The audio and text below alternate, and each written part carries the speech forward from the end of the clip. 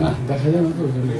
আপনার কি jet লেগের recovery হচ্ছে না, জেট ল্যাগের সমস্যা হচ্ছে না, আমার সমস্যা হচ্ছে পেইন। ওই যে দাঁড়ায় দাঁড়ায় দাঁড়ায় মানে এই কয়েকদিনে মিলিয়ে গতকালকেও তো জিপের থেকে বাসে একটু ইজি হয়, দাঁড়িয়ে জিপিতে বসে মানে 3 দিনে 8 আওয়ার্স আমি হাফ করেছি।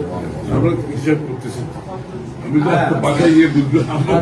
আরেকটা ঝামেলা হচ্ছে আপনার, সেটা হলো সেই পরিবার অলমোস্ট পুরো শোল্ডার কিছুক্ষণ পরে আরেক এক পায়ে উঁচা নিচে ছিল না।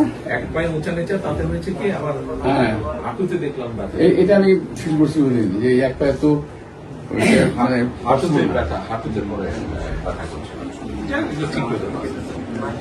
আপনার ওখানে একটা জেট ল্যাগ টের পাবেন না। আজকে দিয়েছে, আজকে ফিট করেছে যে আমি ওদের বললাম যে আমাকে এখানে একটা chair, folding chair, back support সহ।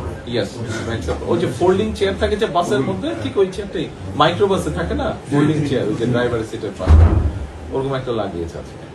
আপনার মানে পুরো বডি শেপের সাথে টাচ করে যাতে প্রেশার না। জি, ওরকম লাগিয়েছে আজকে।